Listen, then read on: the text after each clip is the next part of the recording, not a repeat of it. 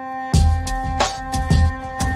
and gentlemen, big Herald news.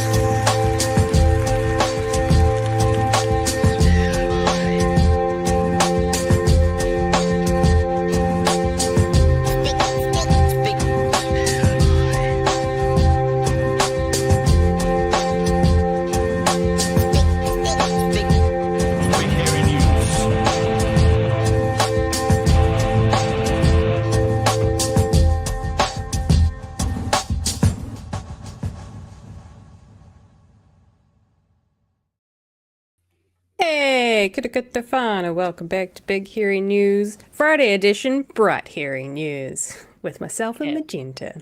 How you doing? Yeah, not too bad, not too bad. It's a bit fucking cold at the moment, but, you know, I'm sure it's probably warmer here than further down the islands. Yeah, it's pretty cold. It's pretty cold. Yeah, It's nice, nice toasty 3 or 4 degrees in the evenings. It's nice. Ooh. It's nice. That sounds like too cold for me. I think it's the perfect temperature.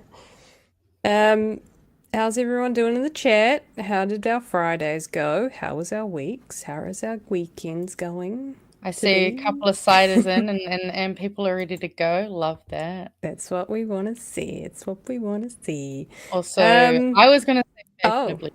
You know, we're just fashionably late. it's fine. It was a minute, maybe 2. Nothing to it. It's nothing Pat levels. No. That's usually when they have guests. It's fine. It's fine.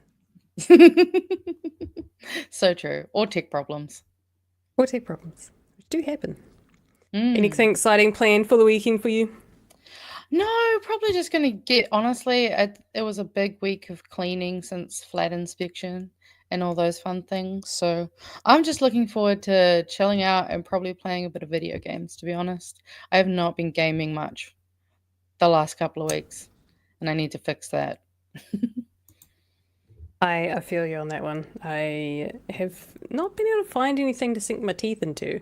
We're currently co-oping Death Stranding.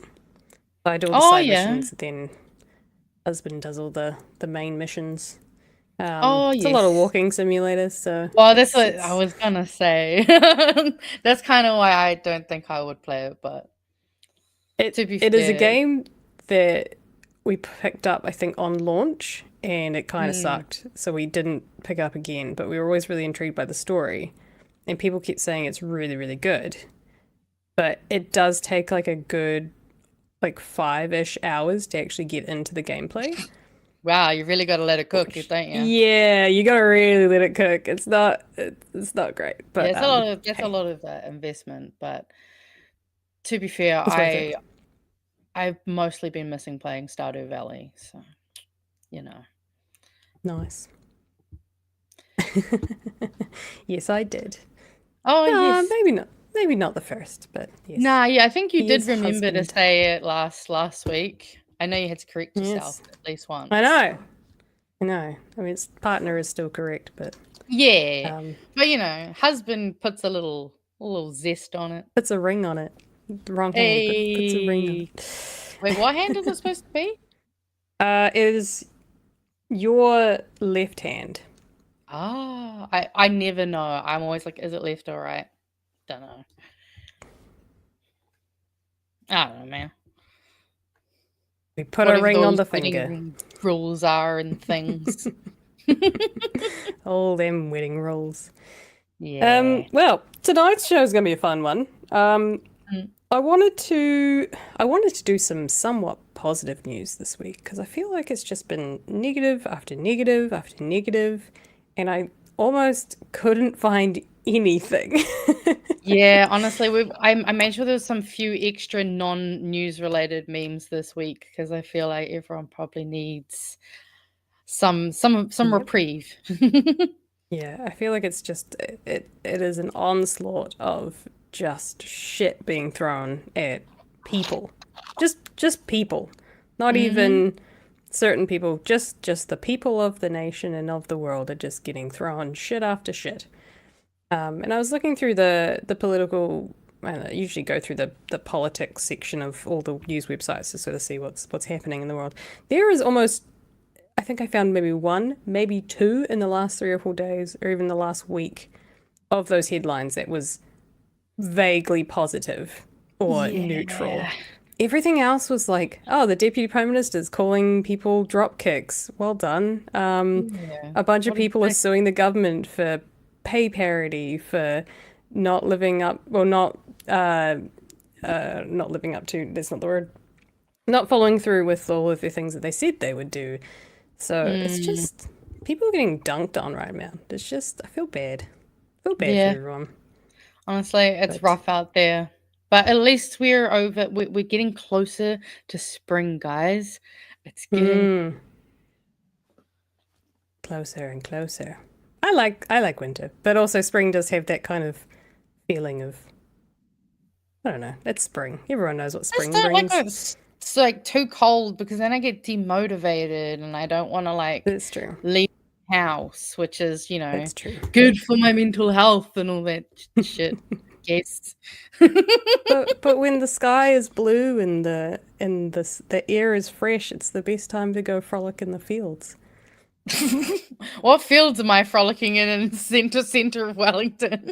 It's true. It's true. You don't. I have to. You have like one park. Yeah, I got to take a trip out to get to those frolicking fields.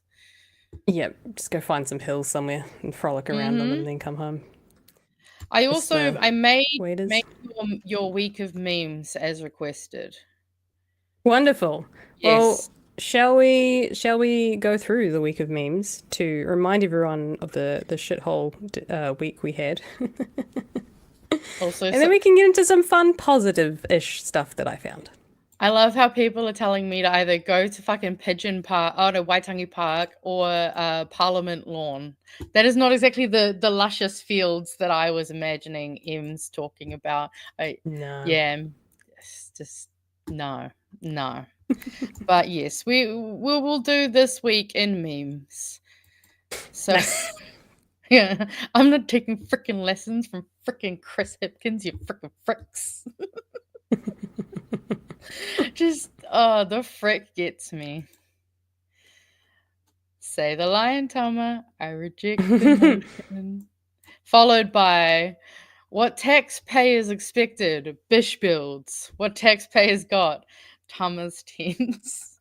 Nice. Also, I loved it. That's the same font as that you wouldn't steal. Yeah. This was my favorite meme from this whole entire Coldplay thing. Just Jim's marriage counseling. Just Christopher Luxon just, you have two labor. This is a brilliant comment from Facebook over the price of butter. They milk the cows to make butter, then uses the butter to milk us, and sums it up perfectly. Judith Collins tells army recruits to prepare for combat. A picture of Kim Jong-un. Corporate needs you to find the difference. I mean, who wore it better?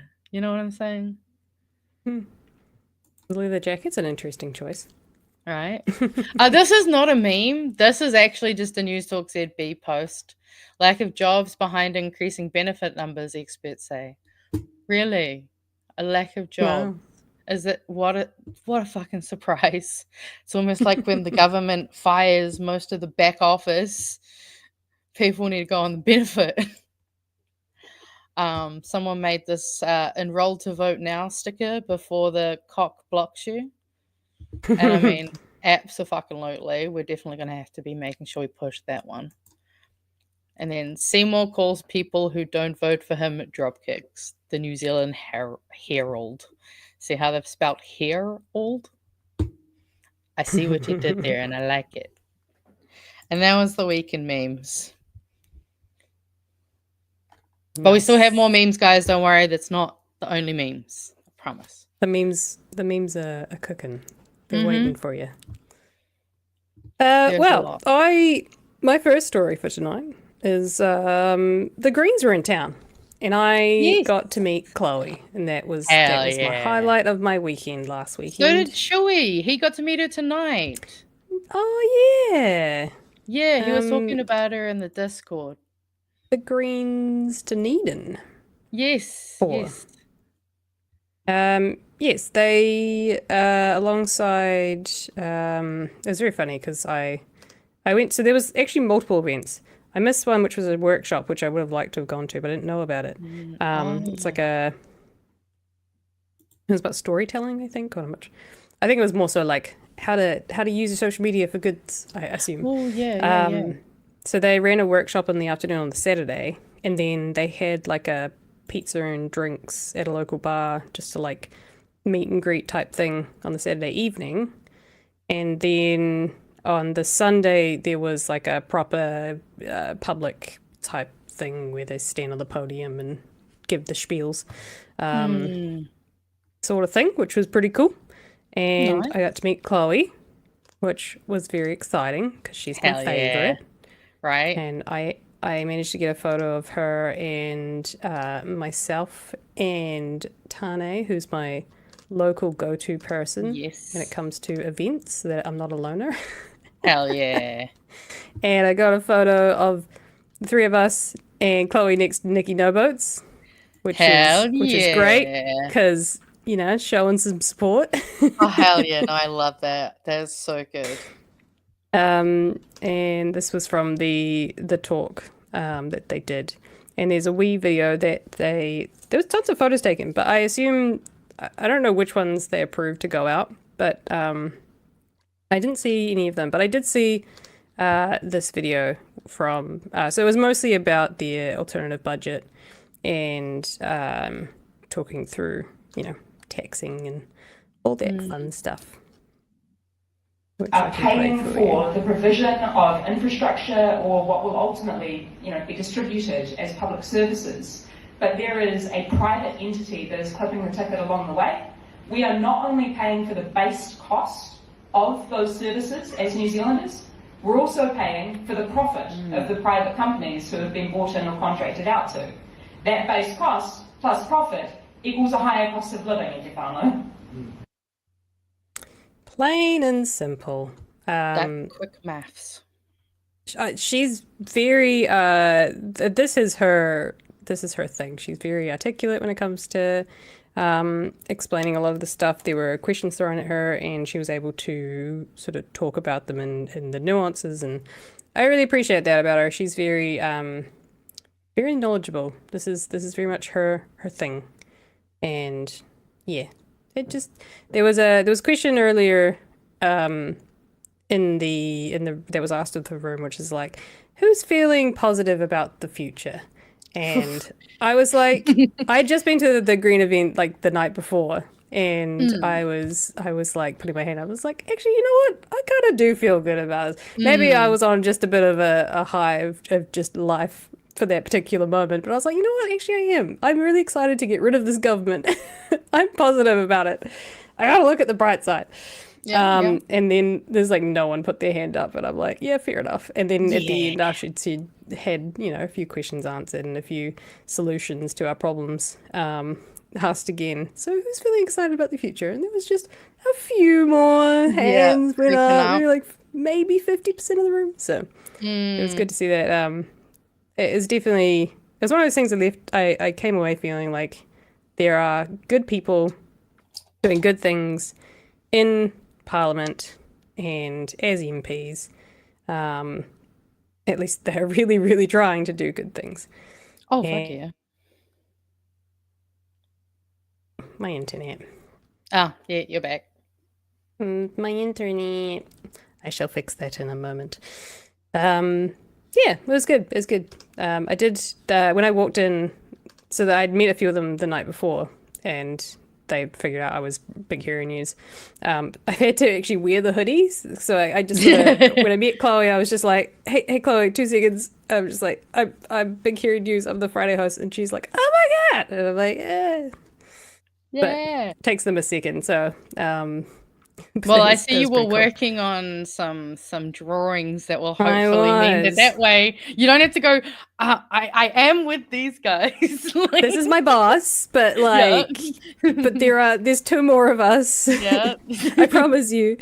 You just haven't seen us. We're on Friday. No one watches. No, it was good. But yeah, I worked in almost right towards the end, and the people that just met me there from the night before were just like, "Oh, I think you're like the only media person," and I'm like. But they were joking, and I was also like, yeah, I'm media. So then I felt like I actually had to do some work, and I did like a thread on Blue Sky Live for some of the question and answers. So that was me doing my job. On the ground reporting. Yeah, no, it was cool. And I'm glad that I did, because there was a few people that obviously were able to catch up on the goss. Also met Kahurangi Carter. Yeah. Yeah. I love Kahurangi. And Lan Farm, who is I was explaining this to my husband as we were leaving, the difference between a list MP and elected. I'm not sure what the actual word term is, but an elected MP. And we were just standing outside, like getting our bikes ready to go, and I was just sort of standing there. We were talking about it, and then Kahurangi, Chloe, and I think Chloe's assistant walked past. They're like, "Oh hey," and I'm just like, "Oh hey" again. And then I was just like, "Oh, we're just explaining the difference between list MPs and yeah." Anyway, they're lovely. Kahurangi's amazing. She's very sweet. I love Kahurangi. I met her at one of the sign painting events that we had for one of the protests. I don't remember which protest. I still have the sign though. I love the fact that you guys had your bikes like at and went to the green event. Like, man. I mean, it was a perfect weather day. Our house is not too far from Central City, so it takes like a 5-minute bike. So why wouldn't you? Yeah, honestly. No, it was cool. And then it was so good. I was like, can I have another hug, Chloe? Because I'm like, I'm never going to meet this person ever again. Right. but I'm hoping to have Kahurangi or Lan on. It'd be awesome to do like a walk and talk, even just like to pre-record something through the city. I think would be really cool with them. Or have them on the show, hopefully someday soon. But I just got to sort that all out. Get it in the calendar. Get all the admin. All that admin. Yes, all that admin. Speaking of admin, the other people I have to reach out to are the local MP, local candidates for local elections. Yeah. Of note, this is one of the ones I picked up. We got Simon, who's going for the community board and elect for council. I don't know. Local elections are hard, so I'm going to hopefully get some of these people on to explain it. These guys are going for the Papanui area. Harrison's really cool. I remember him from the last local elections. Not young, but he was a few years ago when he first ran and got elected, I believe. Yeah, so some cool people. So lots of people that we've got to line up some interviews with to explain how the machine works before we get too close to the election, which is not that far away. Oh, absolutely. Yeah, no. I'm excited. I think we're supposed to have the rescheduled Greens meeting corridor, I think, the end of this month, I believe. Yes. I'm excited. I'm like, well, because Chewie posted a picture of, actually, I can show you the picture that he shared from Discord. Oh, yeah, I was going to find something else too. So this is Chewie's little picture of being at the meeting in Ōtepoti. Yay! So and he got to obviously talk to Chloe in person and commented on how small she is. She's the same size as me. Well, there was a comment. There was a comment I saw in the questions that went, "How tall are you, Ems?" Because so on the Friday show, we're not a very tall show. Hey, but what leave us alone, okay? Height, we have in color and memes. So you know what? Who cares? Who needs height? God damn it! Yes, I am shorter than Chloe. Because am I taller than you? I think I'm like I was wearing like good chunky Oh, heels too. buddy. Jesus. Buddy, That's so no. mean. So yes, I am incredibly short then. Tiny but mighty. Oh, that's so funny.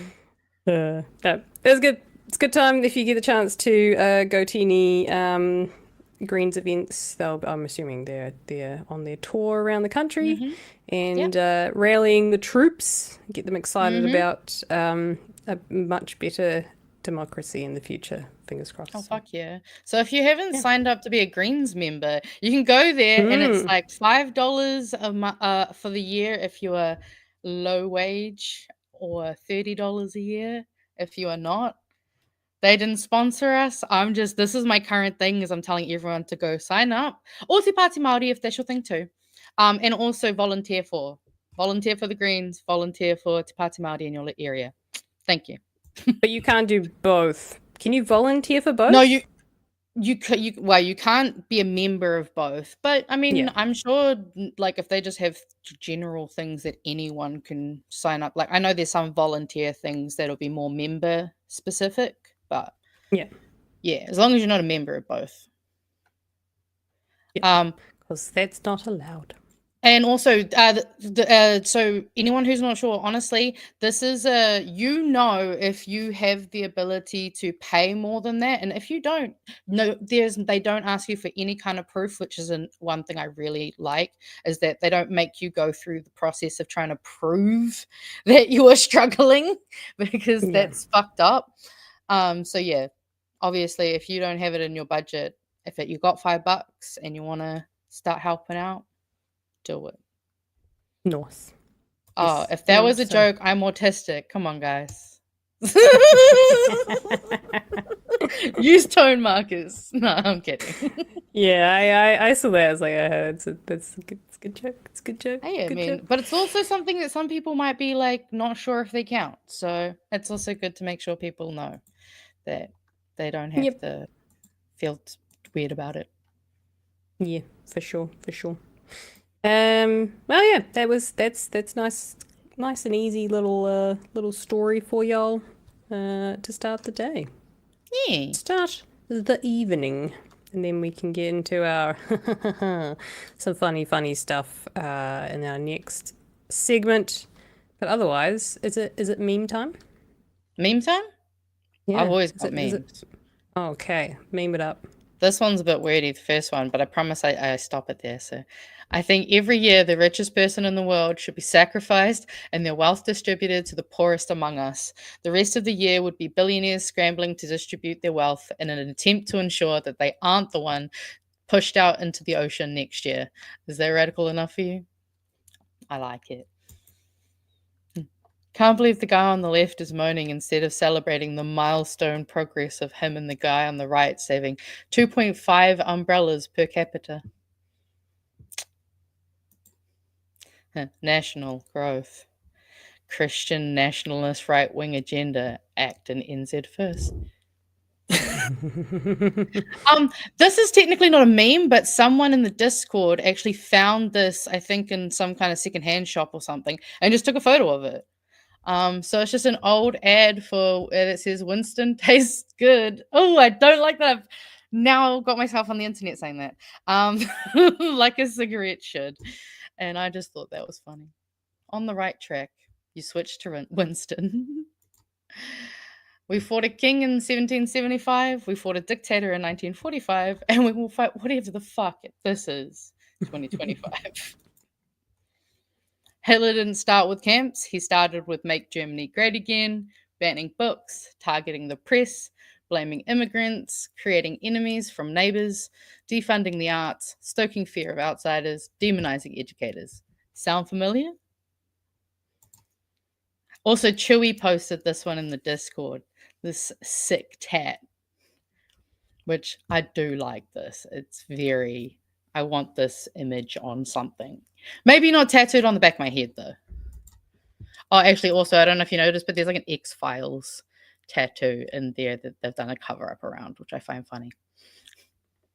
The X-Files does. Yes. When someone says, why was the 90s so special, I show them this. This technically isn't political, but I was going to make it political by saying this is why they attack the arts, because when you're happy, you question and you're creative, you question stuff. This brutalist bullshit is meant to drain us, even though it's McDonald's and it sucks, but whatever. I'm going to see Superman 2025 soon. That movie is woke, anti-Israel, communist slut. I was already going to see it. You don't have to sell it to me. And Tina Ngata out here with a great Coldplay meme. I love the little Winnie in the background. And then we get this version. Your face. And then one more. Socialism is cancer. The only thing that can solve black poverty is black capitalism. Capitalism ain't solve white people's poverty. The fuck is it gonna do for us? And I love it. I love a silly little play on words. All right, let's go into the next ones. I'm gonna fix my internet because I reckon I'm just gonna disappear at some point. Can y'all read the super chats? I forgot I was gonna do it while you were doing things. Hold call. I shall be back.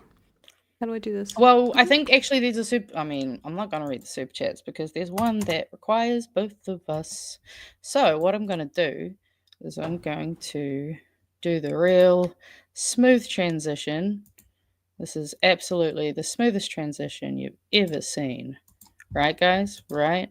Definitely. So, if you would like to support the show, you can head to bhnshop.nz and go along and pick up the awesome Nikki No Boats as pictured with Chloe earlier. You can also still get your tax work less, tax wealth more, your fuck around, find out, and stickers, which we love a good sticker. I also, if you haven't seen, Ems has been working on some things in the background that she has been posting on Blue Sky. So if you want, you can go over there and check out what she's been up to. Otherwise, yes. Have I now? Yes, you have. I needed you for the question, so we're doing this. You can also go to patreon.com/Big Hairy News. For as little as $5 a month, you can help us out. Also, lol, 469. Haha, 69. But yes, for as little as $5 a month, you can support the show. My God. You can also get to see the interviews before they go on the show that are pre-recorded and a bunch of behind the scenes fun. We also have a website now, which is cool. It's still being built out. And obviously we've got 3 podcasts, nearly 4, about to be 4 on the show now. So yeah, thank you. And if you want to support us, go to all those places, come join us. Actually, the website is really good if you're trying to find the Discord link because it's on the website. So that is my recommendation if you want to find that. Yes, and I waited for you because the super chats asked us a question and I didn't want to answer for both of us. Well, you could have. I could have said a bunch of really bad things and been like, this is M's opinion. No, I mean you could have just said your opinion. You don't need both of our opinions, But go on. What is this, Mr. Alex? Yes, so we got Mr. Alex for $10. Spelt Magenta, so you know what? I'll let that one go. I always have my name misspelled like that. So we're just wanting oh my God, I almost called myself it. Just wanting Magenta and M's opinion on the government excluding the video game industry from the online casino gambling bill. Also, this was admitted in the regulatory impact statement.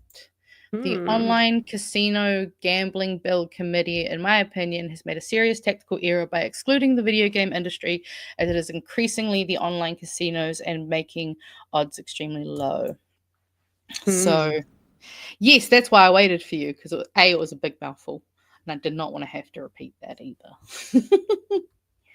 Well, it's not really. it's not really my expertise, to be honest, but it doesn't surprise me. Any industry that has a ton of money behind it is always going to probably get excluded. But also video games as well are kind of that... depends what you mean by video games. If you're talking the big, like, CSGO, was it the one? Yeah. One of many. Thing with loot boxes and all that sort of stuff. It's really outside of all the 80-year-olds who are lobbying in our government for that. Mm-hmm. A little outside their expertise as well. So, I don't know. It doesn't surprise me. When have this government actually ever listened to regulatory impact statements and experts anyway? So.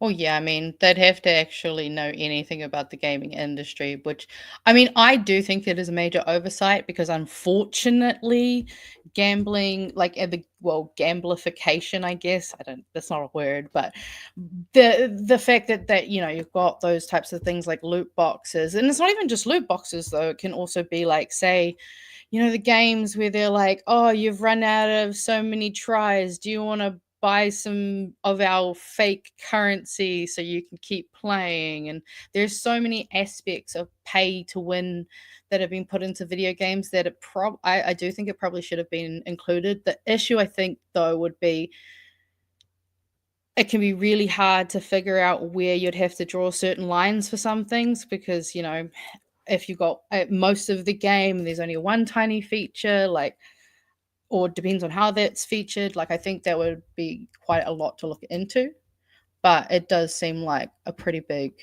oversight. But I'm not surprised. If anything, I'm just surprised that they have done anything about online gambling. It's a step in the right direction. Whether or not it's actually going to go through and it's all talk is one thing, because, you know, we constantly sing that at the moment, you know. We're going to talk to Frontier about butter. Oh, actually, you can't do anything about that. Oh, We're yeah. going to do something about the supermarkets. Yeah, maybe we can't do anything about that. Like, it's just... Yeah. It's always someone else's problem to fix. The same way when we want to feed kids. Oh, well, what about the parents? Yeah, it's the parents' problem. Yeah. It's always someone else to blame. Oh, it's Labour's fault. Labour did it. Labour didn't do it. Yeah, We're going to do it because Labour didn't do it. And then they don't even do what they said that they're going to do. So, small steps. Let's see what happens. But yes, I do agree. Video games, gambling and loot boxes, that sort of stuff, the real predatory type things definitely should be included. But I don't know yet if any government has managed to do it. Because of the trickery of it all, but well, yeah, I mean, our eyes open, I guess. I feel like it goes hand in hand though with the rising conversation I see online around young men and gambling, and especially when you consider the types of video games that these are featured in, they do tend to be the boy games, or the ones that the boys like to play because it goes. But all the boys I do think played the big boy games. Yeah, I think that there's a lot of issues in how those things are playing and factoring into each other.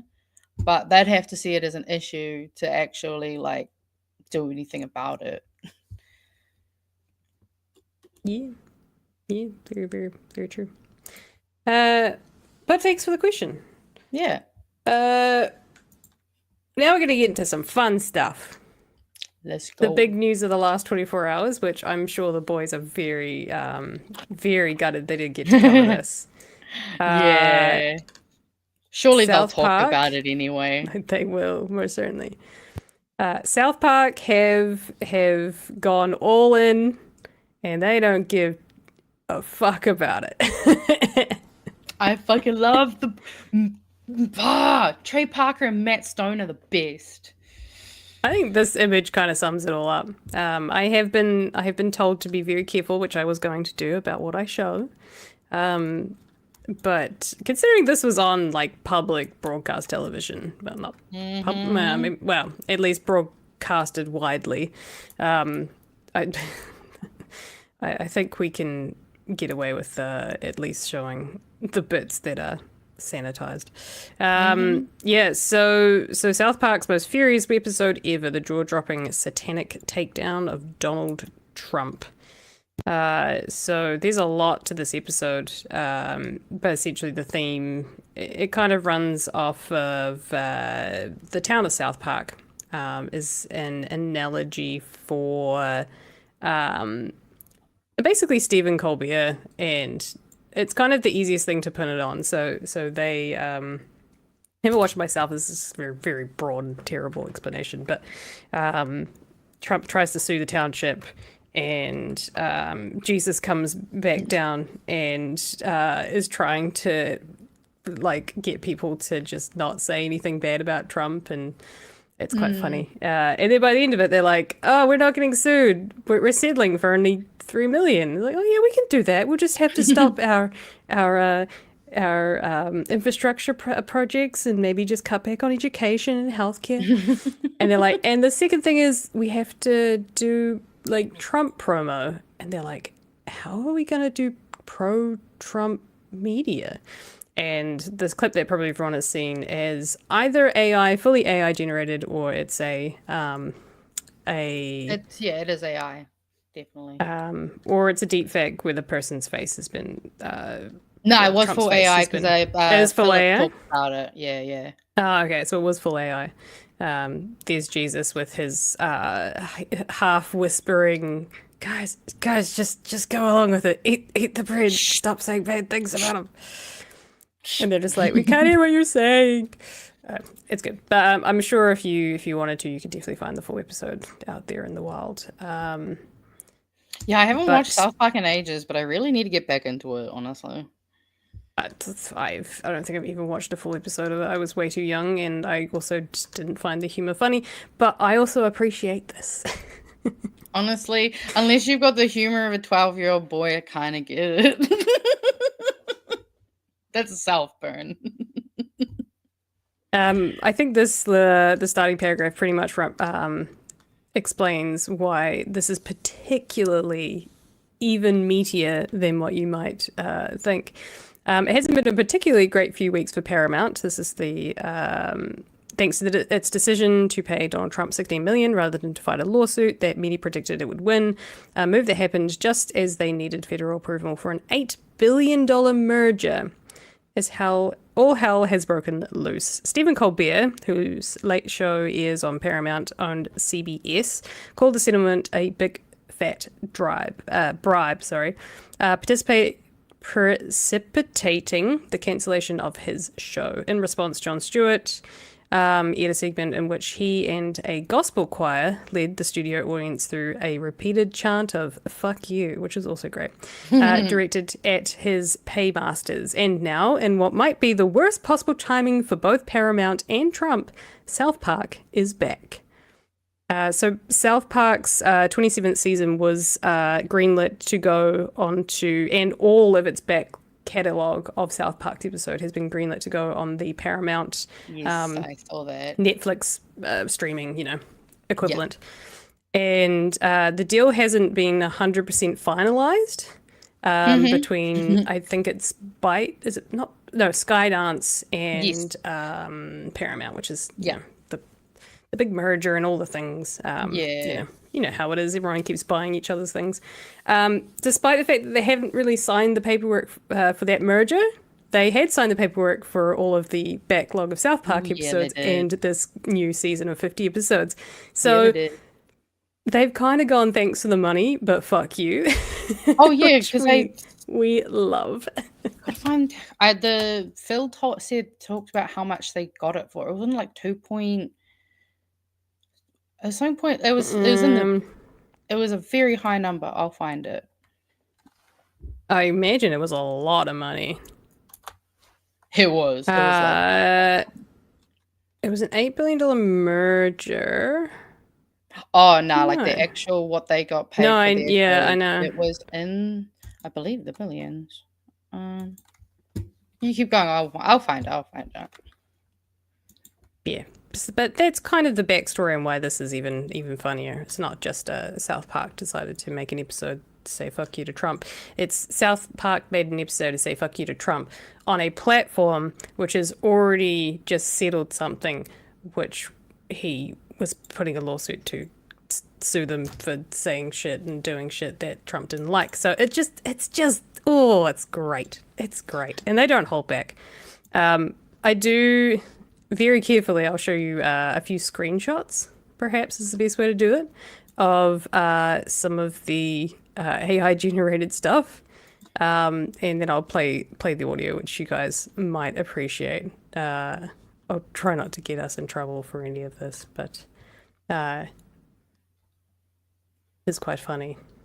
You have Donald Trump walking. It's very convincing footage. Obviously AI, because it's absurd. There's no one's doubting it's fakeness. It's fakeness. It gets creepier and creepier, and we don't need to see the rest Small of his PP. It ends Tiny up meat gang. with him rolling on the ground and then a finger, which, yes, very much looks like a finger with like the skin of a sausage. Representing Eames describes dead Donald Trump's penis. Yeah, and it's tiny. It has little cartoon eyes and a mouth, and basically what does it say? Something along the lines of you. Oh, that's right. I'm Donald J. Trump, and I endorse this today's message. Yes. But yeah, but I found it's on YouTube if you want to. $1.5 billion was the deal they made with Paramount. So they went, thanks for the 1.5 billion. And we know that the B is a big number. The B, like they almost got half of what all of New Zealand's landlords got. Like, that's a lot of money. I also I love the fact that obviously, since you don't really watch the show, for me, one of the things that I loved when I saw the way that they animated Donald is it reminded me of this. Which and that's is the point. Saddam Hussein. And it's like, wow, Donald Trump, you are literally as bad. How egregious do you have to be for the boys to come after you this badly? Yeah.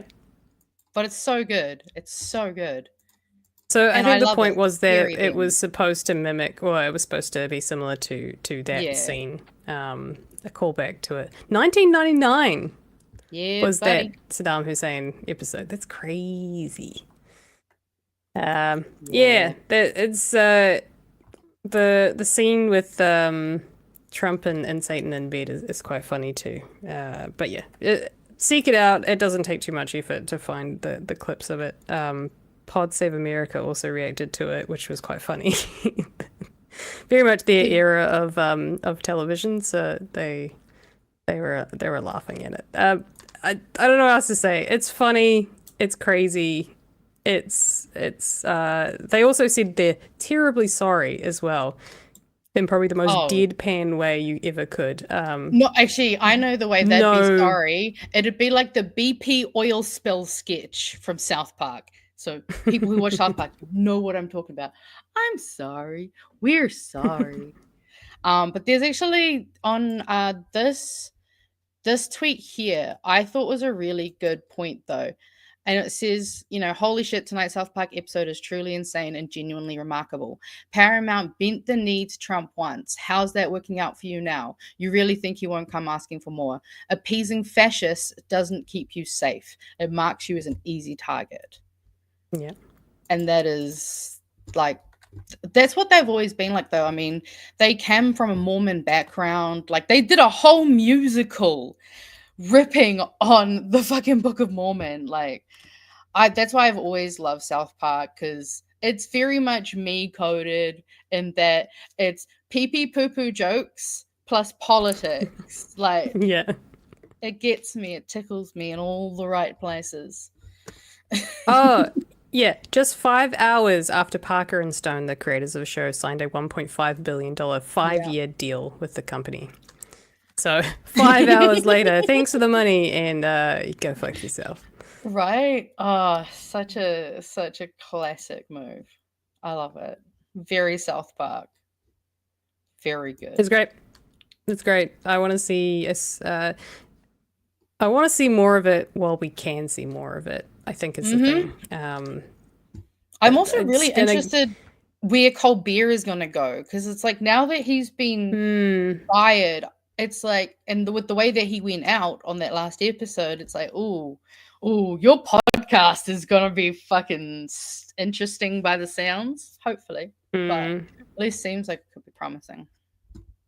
Yeah, I think it's one of those things that while we can say what we want, while we're not muzzled and scared for our lives every time we criticize anything or anyone in the political space, I think it's artists are all going to have just going to go for it, which is good. It's good.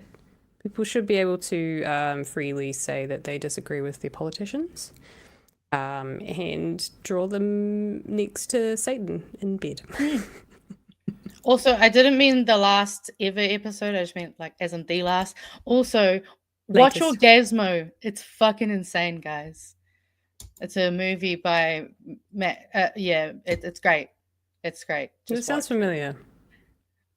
Trust me, if you've seen it, you'd remember. Ian starts googling violent, like wildly, like. It's a wild movie. It's really funny. It is. Oh no, it's not. But yeah, Jesus Christ! Yeah, I just wanted to see what the movie cover looked like, and I got weird images. I didn't ask for that. It's so funny. Great movie if you want to laugh, though. There you go. Our recommendation. Well, Magenta's a recommendation for y'all for the weekend. Yeah. I do actually have better TV recommendations for later on, though. Not kidding. Gotta redeem myself. All right. On to the next set of memes, I guess. Memes. Meme it up. Memes, I'm sure after there'll be a lot of memes over the weekend. Regarding I hope the South so. Park. Drama? No. I believe there was right memes coming in even after I'd finished the meme PDF. So yeah, I'm sure we'll be good. This one gave me a bit of a giggle when Superman starts saving Palestinian children. Kal-El, no. Do you know the controversy around Gal? Oh yeah. Yeah, cool, making sure. Yeah. Non-union members, I'm having an issue with my boss. I'll just discuss it with the HR, their boss, HR. Chewie posted this one. So cool. due to the cost of living crisis, this is the adult pleasure zone. Ouch. Oasis reunion, cult-based cheating couple. Honestly, the memes have been so good. I don't know if you saw the soccer game with the Deadpool, someone in a Deadpool outfit. And there's been some good ones, parodies. My husband the parodies, yeah. My husband is Samoan, so talofa. Isn't that just so cute? Classic. What are the 3 branches of government again? I know it's pedophiles and corporations, but what's that third one? Let's watch a bunch of people give different answers. People don't need jobs. They need purpose. That's why parasites try so hard to convince you that a job is a purpose. Mm-hmm. It is a means of survival in this hellscape. We could do a couple of community memes. Oh yeah. So the Discord decided to come up with billboard ideas. Just no need to vote in your local elections. I mean, what's the worst that could happen? Look at me apologizing by accusing my opponents of spreading terrible rumors about the terrible rumors I spread. Ray Chung for mayor? Oh yes, and the meme that you requested was made almost not very long after the show, which I loved. We also had another one referencing the pull the lever, which I to be fair, Judith Collins would actually make a really good live action. Like, Yep. I hate it, but it would be Yeah. so good. You could even have like Jason Momoa as like Kronk, because I don't know why. Oh yes, we also had someone. I think Aiden might have posted this one. Is a cutout of Tamapōtaka as one of our new memes that we to format. I haven't actually tagged people in this one, so it'd be good to see some more come out of these ones because I just even like the little. Are We've we got the the two of them together, baddies? right? And then just we'll leave it on this one. Wait, it's all politics. Always has been. That's what I'm saying. That reminds me of something that Chloe said during the speech, or the talk that she was giving, is that politics is all made up. We can make it into whatever we want. The system may be what it is, but it doesn't mean it has to continue the way it is. Exactly. So it's a social construct. We can make a different construct. Like, yeah. we didn't make the rules. The rich people made the rules so that we get fucked over, and they'd just keep going, haha, look at those poor people, they're dumb. People fall for it, all their lies about the way it has to be, but it doesn't have to be the way it currently is. We can do things differently. We just have to gotta bring the people along with us, you know? Exactly. Make them see that corporations are not in their favor, and that just because somebody else is sitting on bajillion dollars doesn't mean that they should be, and they half the time did not work for it. Oh yeah. Yeah. Oh, Also, I love the she's giving Ursula vibes. Judy C definitely gives Ursula vibes too. Mark's also last night called us Gen Zs, which I was very, very upset about. Hey, I'm happy. I'll take a Us Gen dudes Z. are I'm technically a zillennial, so Yeah, I'm at on the cusp. we're at the very end. And you know what? Elder millennials are cringe, so call me a Gen Z if you want. Yeah, there's that I don't want to weird, associate with like, those guys. yeah, there's those weird, like, slightly older millennials who are, like, into, just really like their Potter. They're all about Harry Potter. Yeah, their It's whole just weird. personalities get turned Just into Disney. Not a Disney adult. I mean, No, I guess I'm thankfully technically not. a Star Wars adult if it's, but I've also got anime tattoos, so like, just a nerd. Just a bit of everything. Yeah. No, I think the other dudes are Gen X's. Sure, No. cut off for Gen X's. No, because Chewie is he's just within millennial because he's an elder millennial that we like. Xennial. Yeah, which is He's pronounced like Xennial. Xennial, which is Xennial? annoying. Yeah. We're Xennials and they're Xennials. Yes, it's annoying. You have to spell it to see the difference. It's fucked. And yes, Papa Pat is Gen X because he's the same generation as my mum. Yeah, there you go. The more you know. Pat's a boomer? Yeah, pretty much. Yeah. He's not technically, but he might as well be. He's a boomer. He's part of Gen X, the one generation we haven't made as many memes about as we should. You know what, guys? We gotta start memeing on Gen X more. Let's do this. Yeah, Gen X's are the ones that are. No, actually, they're not. How many Gen X's are there in Parliament, you reckon? There's a good number of them. Yeah. Yeah. Yeah, well, I mean, you only got to be in your 50s. So. Yeah, but we do have a surprisingly large number of younger people. Like older millennials and things as well, which is quite surprising. Oh, but yeah, no, we definitely do compare. Like, there's still a good portion old, but our younger. We're definitely not the 80-year-olds that are holding on to power in the US, that's for sure. There's way too many old boomers. Yeah, also boomers is technically the generation above Gen X if we're getting really pedantic when it comes to talking about generations.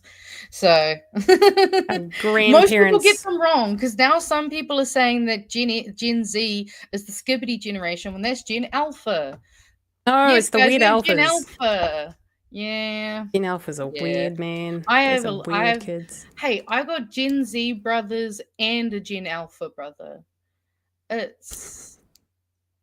It's hard out here. Anyways. Now we all know where we Generational sit. chat. Yeah.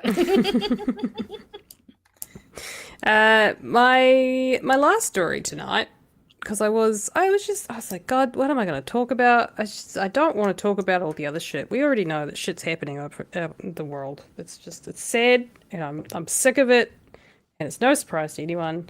But then I was like, I wonder what Blue Sky's going on about.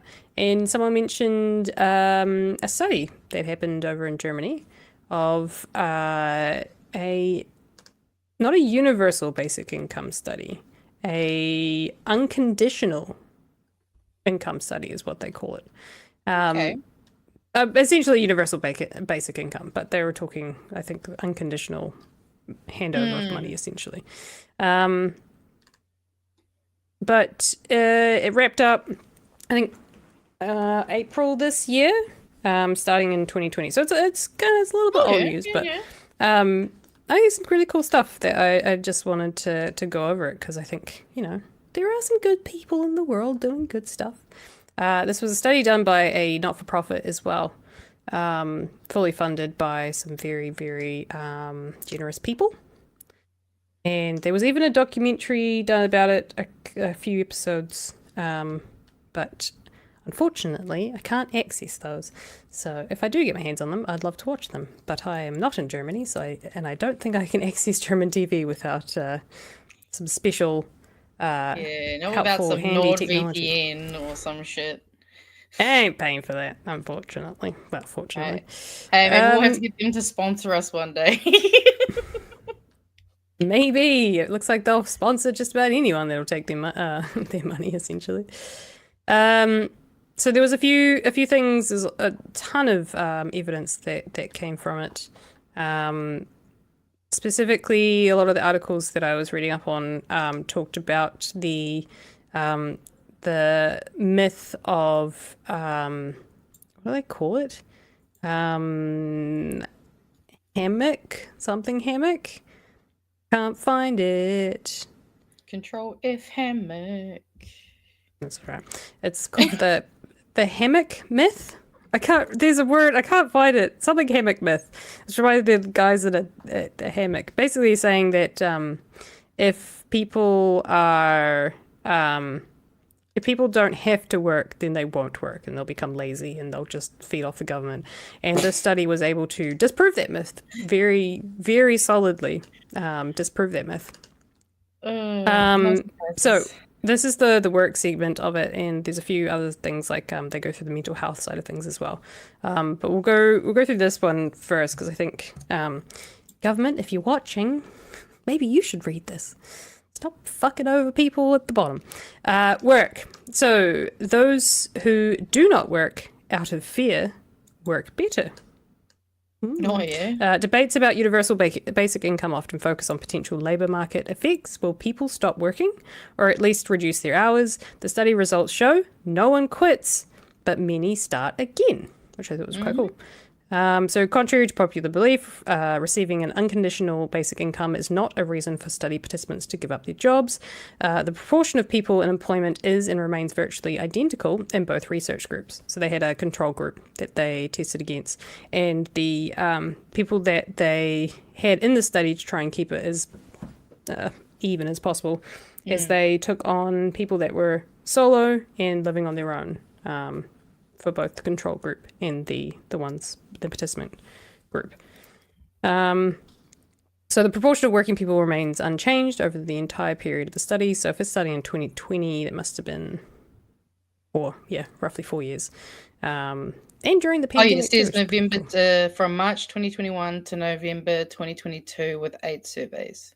There you go. Yeah, so comparison group with 1,580 people, income group with 107 people. Yeah.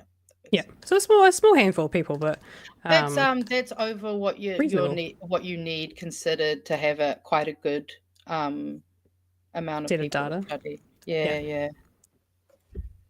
So both with and without basic income, people worked an average of 40 hours a week. But the thing that was quite interesting is there's more job changes. So during the 3-year study period, a significant larger proportion of basic income group changed their jobs. more than the comparison group. These changes primarily occurred within existing employers. These jobs changes began approximately in the first 1.5 years of the payment period, which suggests to me, from my somewhat understanding of this sort of thing, is that perhaps people felt more secure to be able to change their jobs to make themselves a little bit happier, as opposed to the fear of not having something to go to afterwards if they quit their job. So they kind of like feeling that stuck in the job that they're in. Well, not even just that. They have the amount of money that would mean they have the time to think about those types of things as well. Like, there's a lot of reasons I'm sure that increases it. After 1.5 years of study, people receiving a basic income are significantly more satisfied with their working lives, regardless of whether they have changed jobs or not, which is very cool. In addition to increasing job changes, the study data also shows that the basic income group devoted more time to further education. The proportion of those who began university studies increased significantly compared to the comparison group. Pretty cool. More satisfaction with income. It's obvious that people receiving a basic income are more satisfied with their income. They also have more at their disposal. This shows that basic income actually makes a measurable difference in the study and that the method works. There's also self-assessment of satisfaction with income. So the comparison group were pretty steady and just above between 6 and 7. The UBI group was sitting up there in the high 7s and 8s, just reaching 8, which is pretty good. Oh, yeah, absolutely. Reasonable difference. And I think the other thing somewhere in here as well was said that the people were able to save more as well. So a good number of them saved more than they could have. Previously with just... Do you just want to stop at the bottom of this graph? I just wanted to read at the bottom words. Sorry. No, can you scroll? Yeah, there we go.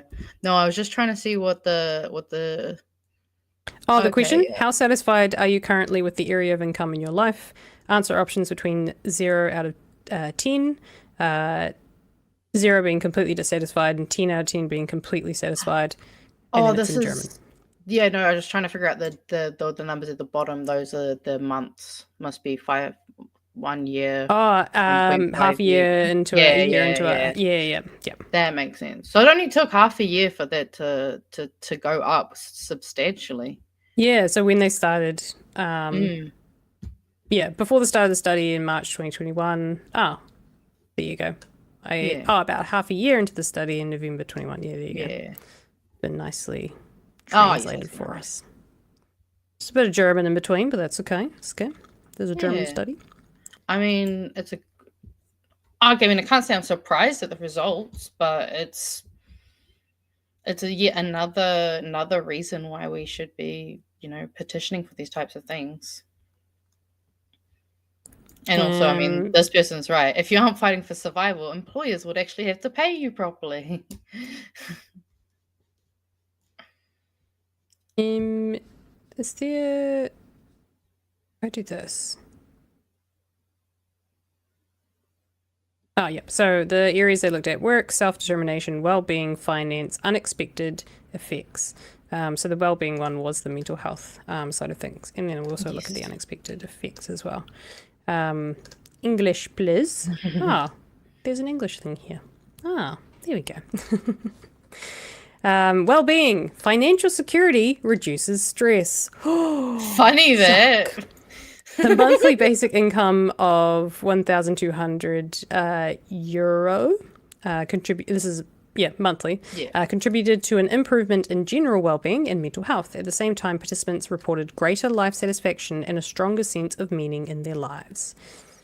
More satisfaction and a sense of purpose. So reasonable group. With basic income, study participants reported feeling that their lives were more valuable and meaningful even beyond the study period. There you go. It's a small increase, but reasonable. With basic income, satisfaction among participants increased more over the course of the study, other than the control group. Oh, there's married and unmarried too. Interesting. I wonder if that's because they became married. Oh, No, hang on. yeah, We're talking about population. Sorry. yeah. Compared to the married people in the population and Yeah. unmarried people in the total population. There you go. Well, because I mean, marriage can wildly like affect health statistics, especially for men. Yeah. I assume they just sort of said flatline. This is roughly where it tends to be for these two groups. Well, yeah, because also Nice. marriage can affect, because it can both be something that's one of the more positive things, but then also has related to a lot of stress. True. Clear improvements in mental and physical health. Participants' assessment of their health also improved in the basic income group. This is particularly evident when it comes to mental health. As measured by the World Health Organization Wellbeing Index, the basic income group was on average above the control group, and this is consistently the case over the 3-year study period. Further indications supporting this finding are the significant reduction in perceived stress and improved sleep. So with basic income, the study participants were more satisfied with their health over the course of the study than those in the control group. And more satisfied with their sleep. Good. So just generally better. I mean, we are talking about fairly small increases, but I assume these will also be averaged out. So Yeah. there'll be those that are sitting, above and below as well. Well, yeah, you'll have a normal distribution pattern within these things, but overall, like, yeah, not surprised, because when you know you can afford to house yourself and have food, gives you time to think about what else you could do with your life and your time.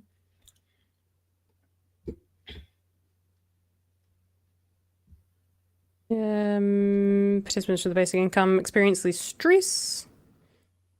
They had greater satisfaction in their personal lives. Basic income group shows notable improvements in various aspects of life that contribute to their overall well-being. In addition to increased satisfaction with their job and income, the most significant effects are seen in their personal lives. Participants with basic income reported greater satisfaction with how they spent their leisure time and rated the quality of their social relationships higher than the control group. It's a nice little increase there. It's good. Keep in mind, this was still very much during the pandemic too. This is 2021, November 2021. Yeah. So yeah, reasonable that people are all kind of feeling a bit meh about these social situations. Although to be fair, these graphs are starting at 5, which is kind of, I mean, I don't like when they do that. That's really bad. It is. But at the same time, it's still. This is the differences between them are about here. Yeah. It's not necessarily where the numbers are consistently positive within the non-control group. Yeah. I mean, consistently above, even if it is half a point or less or more. Well, to be fair, even in that one, I feel like this graph specifically could have some issues where, because the control group are having to actually think about it more regularly. Because I noticed this one specifically had the most like lowering out of all of it. So I feel like that one could be also slightly like influenced by the fact that being said, I don't think it would go up either.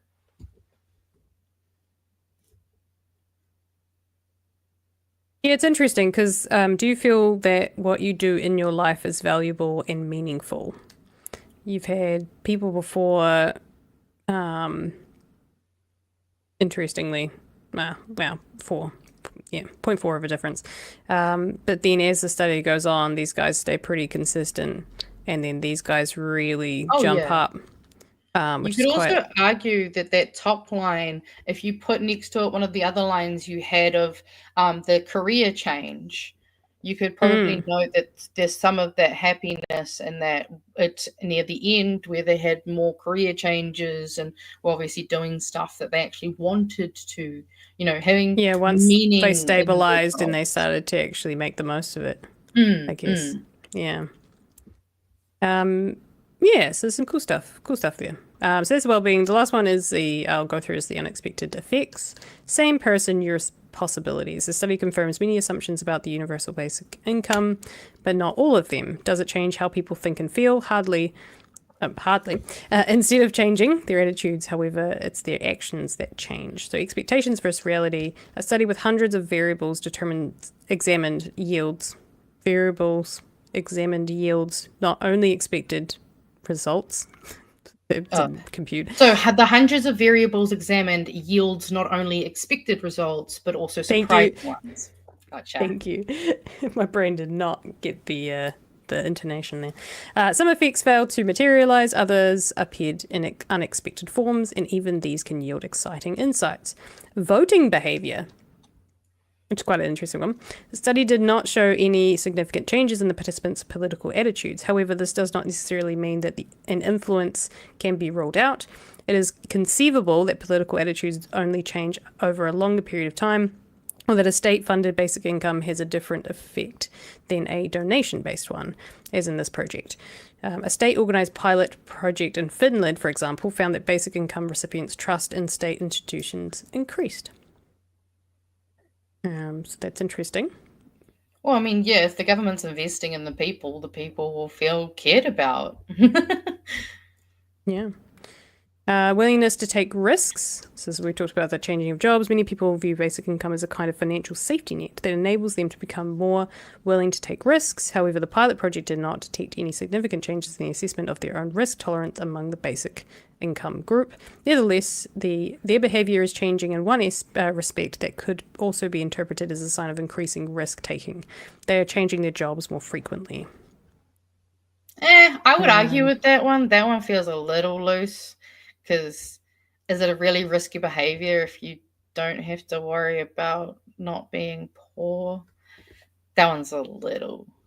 It depends how you look at it. Some people, I mean, I think everyone has always been taught, even here in New Zealand, we're always taught the thing of, or our parents, I think, instill in us that you never change your job before you get another one. You never quit your job before you've got the other one signed. You don't quit your job until you've got the other one signed off that you're like moving into the next one. Because that's what I'm saying, though. Have the job, you're fucked. No, but that's the thing is, if you have the UBI, that's where I think it is a little thing to say that, because a lot of that is the financial risk. So if you're taking away that financial risk by giving a UBI, it's not necessarily considered a risky behavior. Yeah, that's true. More it's the only one that aspect. I'm kind of looking at. It's because it's like, yeah, like it seems like that's a little flimsy. Yeah, no, fair. I think it's hard to. Well, I really want to go find this. I'll if you send me the link at some point, I would like to go find this and look at the data files, because that's where I get excited. I'd really, like there are some things I'd love to like line up. I'm sure they have it in the study that they've like just pulled the bits that they want. But this one's a really interesting one too. Procrastination. So this is the big myth everyone comes up with for the reason to not do UBI. Although a basic income provides financial security, it hardly changes individual attitudes such as procrastination. Procrastination is a tendency to postpone tasks into the future in order to avoid having to do them in the present. Time-related preferences, that is, the tendency to make decisions in the present or to postpone them until the future, or simply put, self-control, remain largely stable because they are deeply anchored in the personality. So it's not about whether or not you get a UBI. It's who you are getting the UBI. Yeah. So if you're someone who gets up, if you get an UBI and you're the sort of person that gets like, okay, let's just say you're in the current system and you go to work, you might be someone who goes to work every day, doesn't even think about it, loves their job, or even just like enjoys their job, doesn't necessarily love it, but they enjoy the job, they're able to come home and they're able to do that pattern of things, and it's easy for them, right? If you got a UBI, I'm pretty sure most people would continue to do, especially if they've got good job satisfaction. They're going to continue to do that job, because otherwise what else would they do, right? Then there's people like me who love the job for 5 months or more get through the first year and go, that was fun, then finds out you have to repeat that every year for the rest of your life and starts to hate everything. Well, yeah, I was going to say And that. I feel like procrastination that's is where, very yeah. loaded a word, especially if you're neurodivergent. And that's where the procrastination comes in of, I don't want to do anything. I have no motivation. I'll do this later. Whereas if I'm the person that's like in the zone, I'm like, I'm going to do all of it now.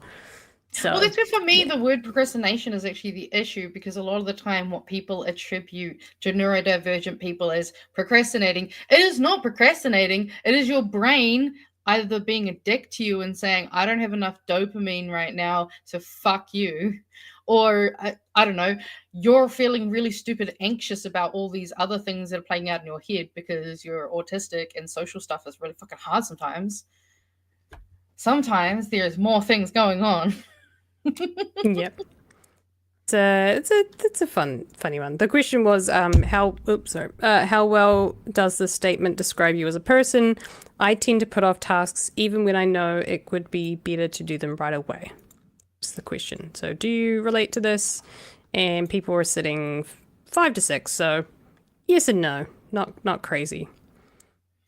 That was out of 10, so that was average. There's just average. I mean, I would say most people are like that, right? They're just like, yeah, I can do it later. It's not a big deal, as opposed to someone who's probably more than just, I'll do it later. It's more of, well, I could do it now, but then I have all these other and there's a whole package that comes with the, I could do it now. Or worse, you go to start doing it, and then the first thing you have to do as a part of it makes you think about something else. So, like, an hour later, you're like, oh, fuck, that's right. I was doing something else, wasn't I? Fuck. Or then you go, I'm going to go clean the dishes. Or I'm going to cook. And then you realize there's too many dishes on the kitchen, so you can't do anything because then you have to do the dishes. And then you're like, thinking about doing the dishes makes you really tired. So I'm going to order takeout. All the nuance. It's all the nuance. Yeah, but anyway, that was a fun little study that I thought I would show you guys because it's positive for UBIs, I think. Overwhelmingly positive results, although they might not be significant as perhaps they'd like them to be. But I think in comparison or combined with a lot of other studies that have been done around UBIs and similar type, maybe not specifically, but similar type things. Overwhelmingly, the evidence says that if you support people financially with their basics and they're able to be housed, Finland did a really good housing. Not even a project. It was just general housing. An initiative. Initiative which helped people who didn't have jobs get into a house so that they eventually had all the things that they needed to then enter the workforce because they were able to clean themselves and feed themselves because they had, a house and money to do so. So there are so many projects and studies and initiatives that have gone around the world that continue to say that a UBI is a very good thing to do. In fact, it would probably realistically boost people's or a country's GDP and productivity, as opposed to make people lazy. The Scandinavian countries, tend to be happier in general. And also, they have really high tax rates. Mm-hmm. Because they know that in order to have these things, we all pool our money together and then we're sussed. Not just pool it and then give it to some rich twat. But they work so hard for it. They work so hard for that $2 billion or that $6 million paycheck. They work so hard for it, Magenta. They deserve so hard that money. They need a helipad at their house because the closest one is a 15-minute drive away from their house. Like, so hard. What if they want to go to Back and Save? They have to keep 15 minutes to go to Back and Save. Shopping with the paws. I have to drive like the rest of them. Ugh. No. Helipad, please. Helipad to take me to my private jet at the airport, thanks. Exactly. And then I go fuck off to the Alps somewhere. Well, it actually reminds me, there was a petition I saw earlier today that I think you guys might like. It's very much on the on the vein of what we're talking about is I saw a friend of mine sent me this, and it's politicians must have skin in the game, and it's basically down to, pointing about it's not punishment, it's about alignment. When politicians' families depend on the same emergency department, surgical wait lists, and special services as every other New Zealander, healthcare policy becomes personal. Suddenly, ambulance response times, staffing levels, and equipment availability aren't abstract budgets to them. They're a matter of family welfare. Like, it's a really, I'm going to put it into the chat, but I think this is I don't know what it would be able to do, but I think it's really pointing out something that seems to be kind of like a glaring issue within politics, is that we, other than, some people like, say, Barbara Edmonds, who's actually a real person and is embedded. Real emotions. Yeah, embedded in the community that she lives in. Again, she knows her kids are good, but she's doing it for other people's kids, know? And I do think that there is something to be said about the fact that maybe we should have, I don't know, something in there that says maybe we need a certain percentage of people who come from, more real backgrounds, having people in there that actually can speak and make policy on behalf of the people who actually need these things. Because when they sit up there and they're not utilizing these services, they're not having to sit in waiting rooms and hospitals, and all these different things, They said, we challenge every MP to publicly commit to this standard in 30 days. Health Minister Simeon Brown should lead by example. If he truly believes in his healthcare reforms, he should be the first to demonstrate his family's confidence in the system he's reshaping. His willingness to accept this challenge will show New Zealanders whether he's reforming healthcare or just managing its decline while keeping his own family safely insulated. I mean, it's a pretty clear challenge. And honestly, me fucks with it. But will we ever see it happen? I mean, unfortunately, probably not. But I mean, the more feathers that get ruffled, the more conversations that are incentivized and had. Wasn't that long ago that we were talking about this thing or that thing? And the more we talk about it, the more it gets into there, and the more these conversations happen, then, the more we might see something. Another thing that echoes what Chloe was saying too. She was saying the same thing, these things, we keep pushing them, and these ideas, and sometimes eventually the dam cracks and we see that change happen. So, yeah. We're seeing it. I agree. As it we'll is, keep pushing. The fact that Te Pāti Māori exists and have done what they've done this last year. Yeah. There was not that long ago that was unfathomable to most people. So shit changes if we keep pushing for it. For sure. Right, I see lots of starred things in our stars. Oh yeah, so. I was starring some random shit in there, don't mind me. There's some good comments I saw. I'll go from the bottom. Kai Matata with, what about a UBHNI Universal Basic Hearing News Income? I'm down for that. Not just the patron one. Patrons? Universal. Kai Matata give $2 says, yes, I'm for UBI. Undermine billionaires immediately. You know what? I'm here for that. Jeremy has come with a late fee at 10:08 p.m. A whole hour. Ladies. Don't know about that. That's good old Gary.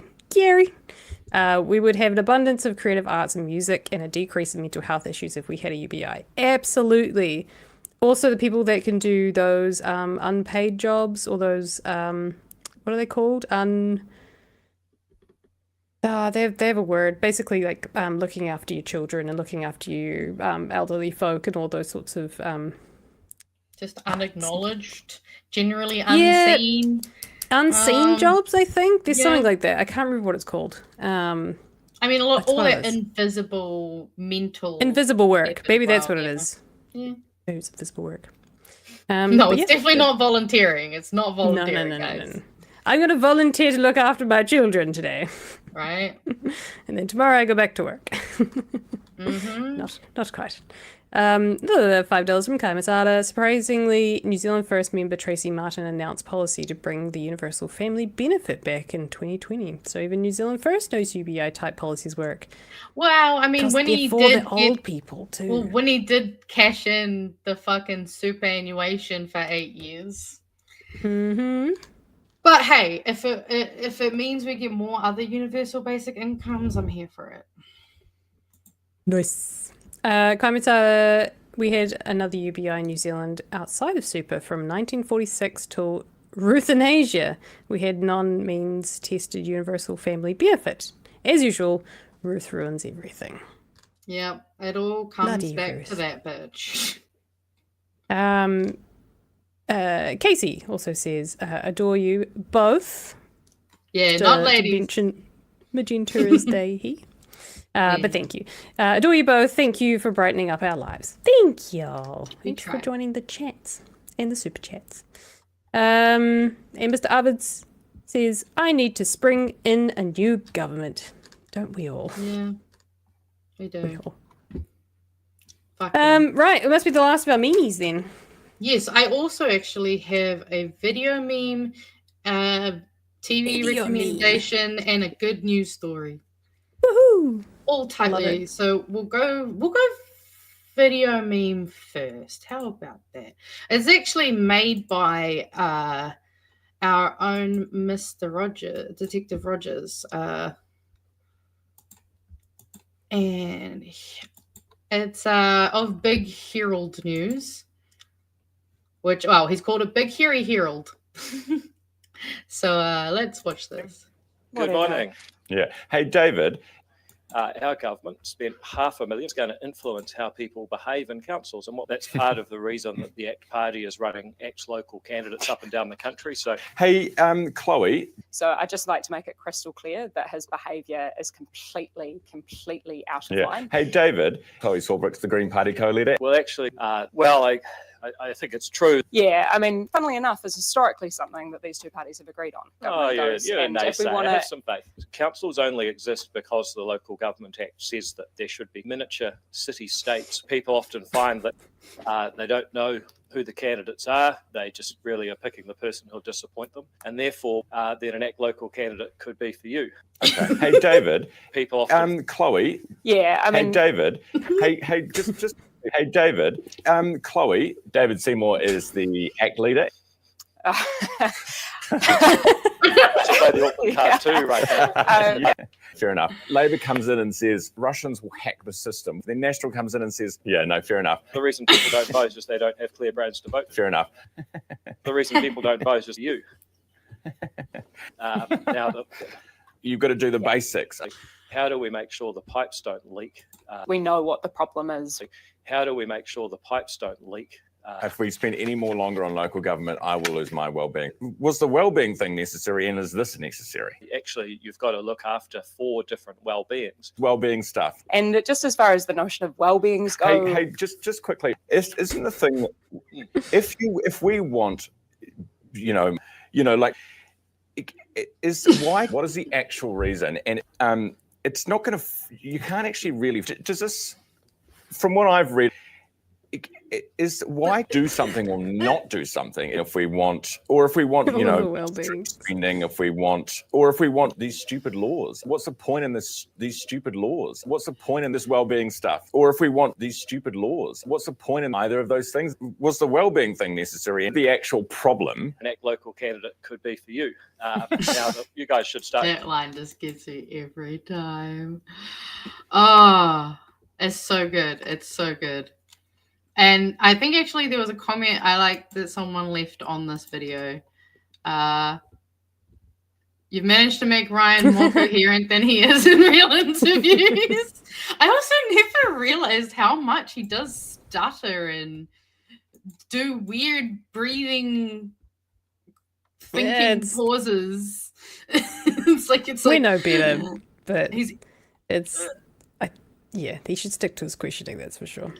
Right. Stick to the questions, boys. Stop putting your own opinions and stuff. Right. The government. Let's get back on track. The track. Oh yeah, this was Lisa I Raymond. don't know why no one's done that yet, but that's such Right? a good. Oh, so good. It says, look at Tama's feet, specifically the gap between his heel and the back of that shoe. Those shoes look two sizes too big. Now, I'm only speculating, but do you reckon Tama mugged a homeless person outside of TVNZ before the interview? Because that doesn't look like a $304,000 a year shoes. And there is a concerning amount of space in the back. If it hadn't have been pointed out, I wouldn't have noticed it, but it has got me wondering what's wrong with his shoes. It could be a few things, but yeah, Could just be a weird like angle, but I don't know. Yeah, good point. interesting. Also, Nikki No Boats meets with Fonterra. Get a beautiful anchor wrap. The Story of Winnie's Ark, the children's book. Kiwi Bird posted in Nice. Steamboat Winnie for those who know. Nice. This was kind of creepy and terrifying, but also, yeah, it really does. Mm. Oh yeah, I keep forgetting to put the thing. Kai Matata went ham again, and we've got Kentucky Fried Frickin'. We also have bonus memes. Typing in lowercase because lowercase letters because I hate capitalism. Hey, get it? Nice. I'm not racist. But parenting done right. If you aren't teaching your kids how to form a shield wall, are you really a good parent? I agree. I asked ChatGPT. I asked Grok. Yeah, well, I asked this Murloc, and he said,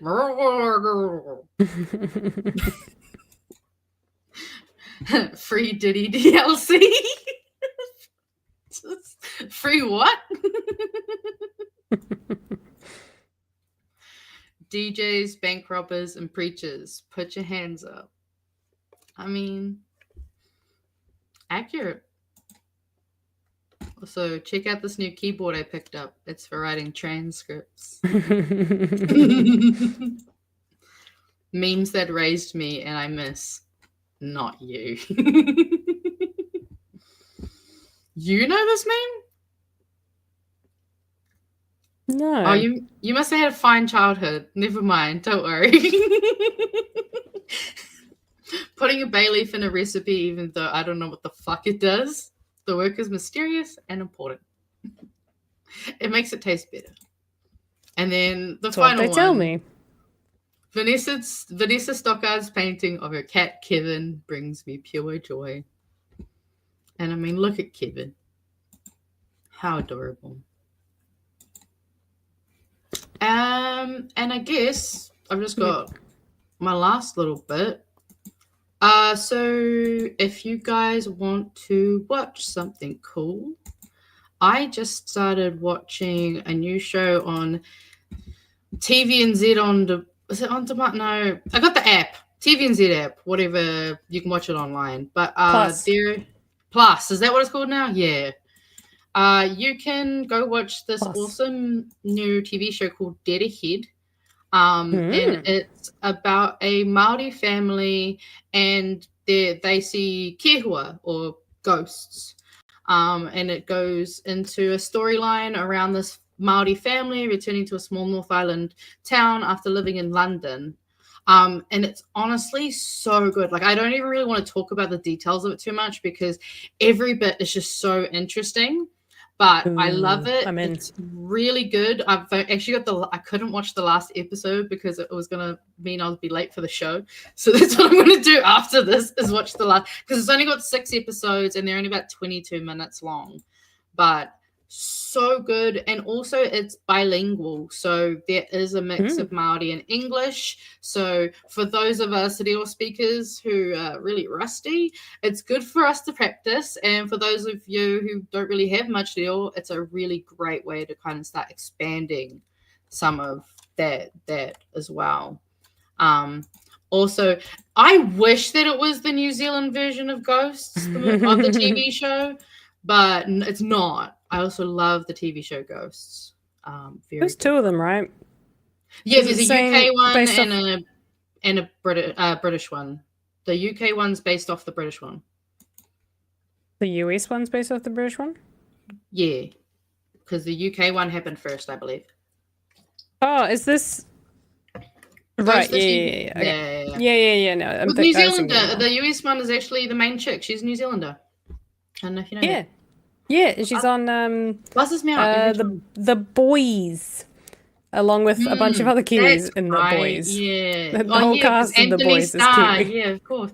I never And her and what's his face? Urban or whatever, someone Urban. Yeah, no, you're right. I never thought about the fact that the Boys is very Kiwi coded. Yeah, ton of That's them. kind of cool. They're though. all Love there. it. No, it's good. Well, I did have, here's my little final. I think I'll just do my whole window because I can't be arsed. Do you want to chuck me up on the screen? Yes. The first thing that I just wanted to quickly show everyone that I thought was quite amazing, and this is a really good example of the difference, in my opinion, between like a leader and a rangatira. And this is Hana, who's put out her post saying, the candidate endorsement for standing for Hauraki Waikato for Te Pāti Māori closes this Monday, a position I'm currently very humbled to have held this position, for this past term. However, our seats aren't ours. They belong to the people. We are merely kaitiaki of our te rau, whilst we try to serve our people and our rohe to the best of our ability. So this is the time of term that I need to put the tono back to the people of Hauraki Waikato and ask if you would like me to run again as the candidate for Hauraki Waikato for TPM. My uara haven't changed. If the people don't think I'm the right fit or right person, I humbly accept that. But if the people think I'm right fit for the job and time, I'm ready to give my 110% once again. And holy shit, was that a refreshing thing to read and see this week. Just someone who genuinely understands that it's not something to have an ego over. It's something you're responsible for. And it's something that that is a privilege to get to do. And I think it's just great to see her yet again being an amazing example and an amazing rangatira. But then my good news story is Wellington based. Sorry guys, this was the only good news I had.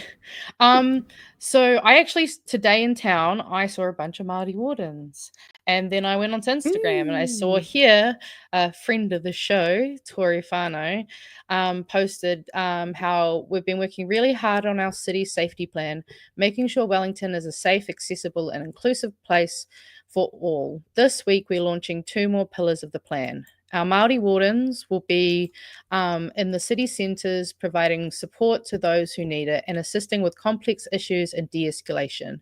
Their approach is rooted in aroha and whanaungatanga, making them a trusted guardian and strengthening our response. They're here to help anyone. We've launched safety points. These are clearly marked intercoms that connect people to help if they're feeling unsure or need guidance. There will be a safety operator to talk to 24/7 who can provide assistance and send help when necessary. Located in central areas like Cuba Mall, Courtney Place and Dixon Street, they will be trialled for 6 to 9 months so that we can monitor them closely and ensure they're meeting the needs of our city. Which I did see them installing these around. It's really cool though, because when I was, they were talking about it on their Facebook, I believe, that they the cameras have been put in place, and that can be seen through existing CCTV, so safety operators can monitor the personal until they feel safe. The existing network of CCTV cameras helps reduce the cost for the trial as that infrastructure is already in place. And so that's kind of also why they're able to trial this, is because they are working within the CCTV network to kind of give it a go. But I honestly, when I saw these safety points and heard what they were, I was like, this is amazing, especially like Cuba Mall and Courtney Place especially are 2 high dense populated areas that you can have bullshit that just ends up happening because that's what happens when people are in town. But it's so cool that you've got them, you can talk to someone, they'll stay with you the whole time you're there, and just, yeah, really awesome incentive. And I'm really excited to see how the trial will go.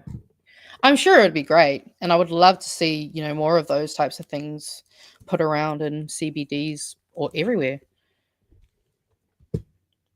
Nice. Yeah, Nice. a little bit of nice news coming out of Welly. Nice. Hey, there is good news out in the world. We just have to desperately search for it. Or just happened to walk past it, because that's actually the only, like, because I just walked past the yellow things when they were getting installed, and then I was going on the bus today, and I was like, "There's a lot of Māori Wardens around at the moment, huh? That's cool." One of them said hi to us. It was nice, Nice. Genuine hellos. right? Are we finished with the memes too? Are we done for the show? We finised with the memes. Yeah, Wow. we came in we did under it, guys. time. Yeah, I right. know. Enough time. I for did me this to on get some Monday minutes done. too. Go and This watch is a your whole show. week of under 2-hour live streams for me, guys. I'm proud of myself. Nice. Nice. It is possible. See, it's what happens when you talk about good positive stuff. It doesn't take nearly as long. But to be fair, what we talked about on Aotearoa tonight on Monday was not good. We did cover more about that police I just sent you on about. Oh my god. Yeah. Well, Not so fun. at least news. we've left them off on a positive news day. Not a positive vibe, guys. Yeah. You're welcome. Well, and if anything, also Kevin. Don't forget Kevin. Nice. Cute. This is very, very cute. Well, yeah. Shall we roll out the outro then? Let's do is it. that time? Hang on, I can do this. My new shortcuts. No, I can't. They still don't fucking work. Don't tell Yes. anyone. No one would know if you didn't say anything.